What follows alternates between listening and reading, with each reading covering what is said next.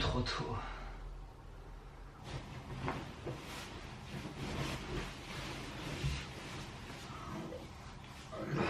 Putain. Allez, c'est parti. Allez.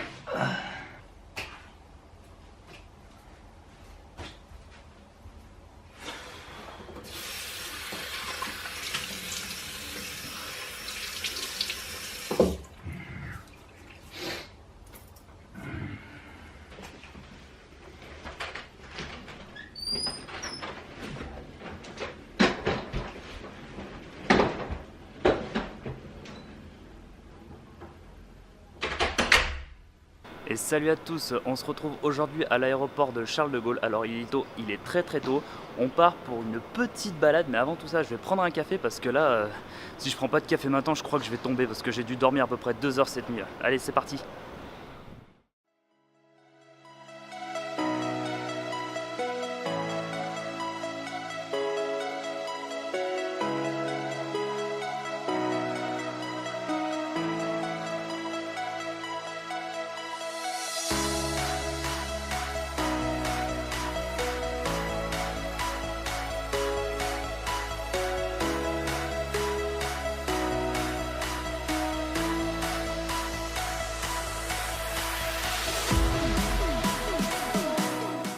Et salut à tous, bienvenue à Vancouver.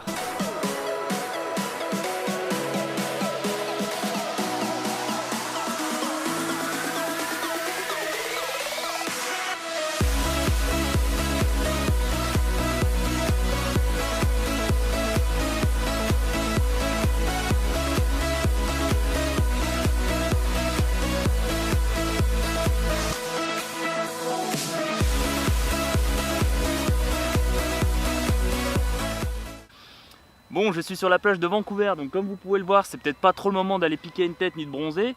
Mais l'été, en fait, ici, donc il y a des espaces aménagés pour faire des petits pique-niques, pour passer du bon temps tout simplement. Et là-bas, il y a même des centres aménagés pour faire du beach volleyball. Après, si vous n'êtes pas trop plage, il y a la forêt du parc Stanley qui se situe à peu près au nord-ouest de Vancouver. Alors c'est absolument immense. Ça fait 2 heures que j'ai commencé à marcher, j'ai même pas fait la moitié. Donc je trouve ça complètement dingue de voir en fait une forêt dans une ville, quoi. Voilà. Bon, je corrige ce que j'ai dit tout à l'heure. En fait, Vancouver, c'est un étang dans une forêt, dans une ville. Cette ville est juste incroyable. Bon, ça se voit pas trop aujourd'hui, mais c'est la ville où l'hiver, il fait le plus doux. C'est pas comme Montréal où il fait moins 20 degrés facilement. Là, franchement, Vancouver, apparemment, il dépasse rarement les 0 degrés en température négative. Donc de temps en temps, ça arrive, hein, ça passe jusqu'à -1, -2, mais c'est pas des froids de dingue comme il y a à Montréal. Bon, je suis sorti du parc de Stanley et me voici cette fois-ci à Granville Island, un quartier de Vancouver. Alors Granville Island, en fait, on peut retrouver principalement des marchés où ils vendent des poissons frais et plein de produits frais. Et Granville Island, en fait, pour la petite histoire, c'était l'ancien nom de Vancouver qui a changé en 1886. Bon, je vais profiter de cette petite balade le long de la baie pour vous raconter quelques petites anecdotes sur la ville de Vancouver. Alors déjà, premièrement, où est-ce que ça se situe Vancouver? Vancouver, c'est en Colombie-Britannique, qui est à l'extrême opposé du Québec. Donc en fait, le Québec est à l'extrême est, et la Colombie-Britannique, c'est à l'extrême ouest. Ensuite, au nord de la Colombie-Britannique, il y a le Yukon. Et à l'est, il y a l'Alberta. Et d'ailleurs, le Colombie-Britannique est en frontière aussi avec l'Alaska. Deuxième chose, les richesses de la Colombie-Britannique. Alors déjà, les exploitations forestières et minerais, le touriste forcément, et aussi le cinéma, parce qu'il y a énormément de films en fait qui sont tournés à Vancouver. Il y a beaucoup d'acteurs aussi qui habitent dans cette ville. Troisièmement, Vancouver, c'est la ville la plus cosmopolite du Canada. Il y a à peu près 70% de personnes qui parlent anglais. Tout le reste en fait, c'est des étrangers qui habitent à Vancouver, et j'ai retenu aussi qu'il y avait à peu près 2% de francophones à Vancouver, donc ce qui n'est pas beaucoup comparé aux autres territoires du Canada. Ensuite, quatrième chose, le port de Vancouver, c'est le port le plus gros du Canada. En fait, l'avantage de Vancouver, c'est que c'est une liaison directe avec l'Asie, donc il y a énormément de bateaux cargo en fait, qui partent en direction du Japon, Corée, Chine, Taïwan, etc. Et même à Seattle, parce que Seattle, c'est situé à peu près à 30-40 km de Vancouver, donc c'est juste à côté, donc ça c'est quand même bien pratique aussi pour le commerce. Petite chose que j'ai oublié de préciser, pourquoi en fait je suis arrivé à Vancouver et pas à une autre ville du Canada. En fait, je pars sur un visa Working Holiday qui est valable donc 2 ans pour les Français et 1 an pour les Belges. Et en 2 ans, en fait, je me suis dit que je veux faire Vancouver-Montréal. Donc voilà, ça c'est l'idée de base. Alors après, vous me connaissez, dès que j'ai une idée en tête, ça se passe jamais comme prévu. Mais bon, voilà, l'idée c'est ça, c'est Vancouver-Montréal en 2 ans. Est-ce que je vais y arriver? Rendez-vous dans 2 ans.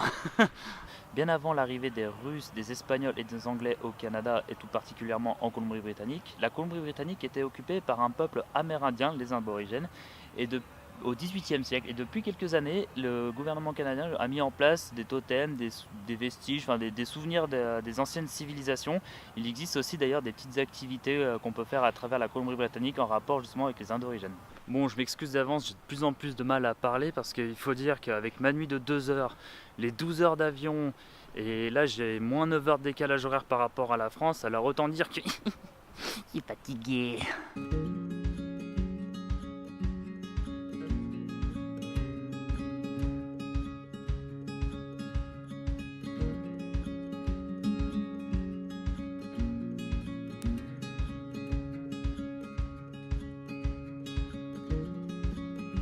Alors quelque chose que j'ignorais totalement de Vancouver, c'est qu'en fait tous les jours je vois une trentaine voire une quarantaine de voitures de sport et comme moi j'adore ça, pour moi c'est le paradis. Allez, démonstration.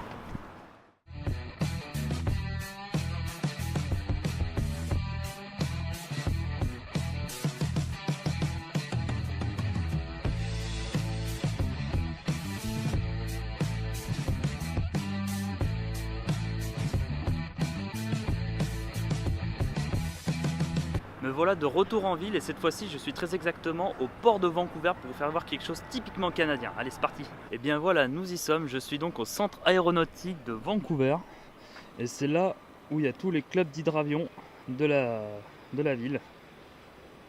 Beaucoup d'entre vous savent que je... Oh putain, non, il fait du bruit aussi. Que je suis fan d'aviation depuis que je suis gamin. Au début de ma chaîne, j'avais même mis une vidéo à l'époque où je prenais des cours de pilotage que j'ai dû arrêter pour des raisons diverses et variées. Du coup, je mets ça dans le petit coin de ma tête, mais j'aimerais bien dans un futur proche, soit faire un cours de pilotage d'hydravion, soit faire tout simplement une balade en hydravion. Enfin, c'est un truc que j'aimerais bien faire pendant mes 2 années au Canada. Donc je mets l'idée dans la tête et puis on verra si je peux la réaliser ou pas. Cette première journée à Vancouver est maintenant terminée. Alors dernière petite anecdote, les immeubles qui sont derrière moi, tout ce style d'immeuble là. En fait au début je pensais que c'était des bureaux, bah non en fait tout simplement c'est des appartements. Voilà. C'était la petite info inutile mais sympa. En attendant, j'espère que cette vidéo vous a plu. J'en referai d'autres sur Vancouver et même sur la Colombie-Britannique parce que c'est une région absolument immense. Il y a énormément de choses à faire et à voir. Et moi, je vous laisse sur ces belles images de Noël. En attendant, je vous dis portez-vous bien et à la prochaine. Salut!